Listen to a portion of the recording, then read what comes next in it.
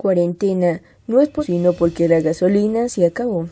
La periodista Ibellice Pacheco denunció que en Venezuela apenas hay suministro de gasolina para 2 semanas de manera muy racionada, y por ello reiteró que la cuarentena implementada por el régimen de Nicolás Maduro no es sino para evitar un estallido social. La crisis de combustible es dramática, el país se paraliza lo hace porque la gasolina se acabó. Apenas hay suministro para 2 semanas de manera muy racionada.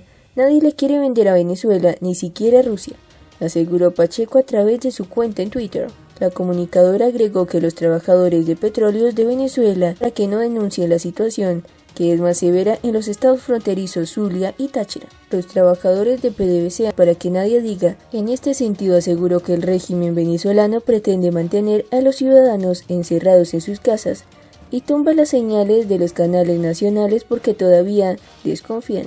El régimen pretende, con el país militarizado y los venezolanos encerrados en sus casas, contener una posible social por ausencia de combustible y falta de alimentos y medicinas, tumbar selectivamente señales de Televen y BB. No fue casual, todavía desconfían, concluyó en otro tuit.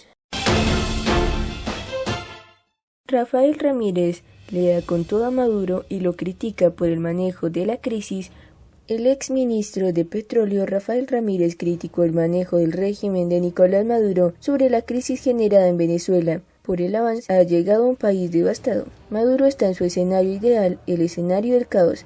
Ya no tienes que preocuparte de que haya o no haya gasolina porque la gente no se va a mover. Ya tienes una excusa más y a quien echarle la culpa de la situación del país, manifestó durante un podcast difundido en su portal web y citado en Contrapunto. Asimismo, advirtió que las condiciones actuales que atraviesa el país lo hace estar entre las naciones más vulnerables, ante el cual ha sometido a China, Italia y España, incluso a los Estados Unidos. Lamentablemente, en nuestro caso, ha llegado a un país devastado, un país que tiene una pésima gestión de salud pública. No existe en nuestro sistema de salud pública. Maduro lo desmanteló. Los hospitales están desmantelados, no tienen los requisitos mínimos necesarios para atender este tipo. No existe el suministro de medicinas ni de insumos adecuados, explicó el exfuncionario chavista. Desesperación o estrategia. ¿Qué busca Maduro solicitando asistencia al FMI? Según 2 agencias de noticias, el Fondo Monetario Internacional no habría tardado ni 12 horas en negar la solicitud de $5.000 millones que Nicolás Maduro le hizo.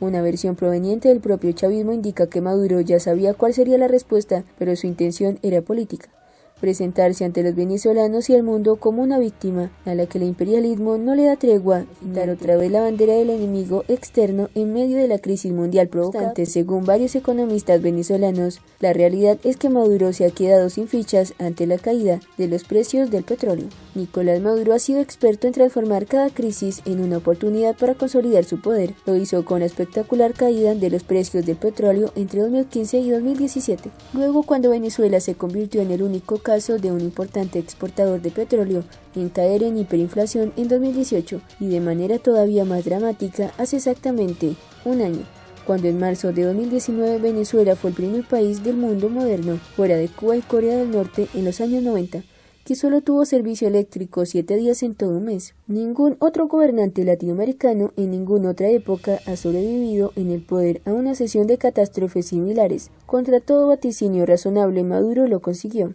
Hasta ahora, Maduro y su grupo de civiles y militares han apostado por sobrevivir en medio del caos sin que éste los afecte. Hasta ahora han tenido éxito, porque a lo que realmente le temen es la verdad que esconden, es a que este tipo de situaciones lleven a la pérdida del orden público. Ahora, siendo Venezuela el país de la región donde, como era previsible, más rápidamente está creciendo el número de casos confirmados, de 3 en 10 días, pretenden repetir exactamente la misma operación: trasladar la responsabilidad de las dificultades a otros, y el enemigo anterior, el enemigo interior y el enemigo exterior, y aplicar represión a los críticos y descontentos han sido sus tácticas predilectas. En medio de la crisis mundial provocada, primero que Maduro vio venir fue la caída de los precios del petróleo. Públicamente advirtió que se aproximaban días duros, sin financiamiento de sus aliados chinos y rusos. Esta coyuntura inesperada tiene un impacto más inmediato y demoledor en las precarias finanzas del régimen chavista, que las sanciones norteamericanas, que apuestan a un mediano plazo. Maduro lo sabía, pero al mismo tiempo le ha caído como anillo al dedo para tapar una crisis con otra.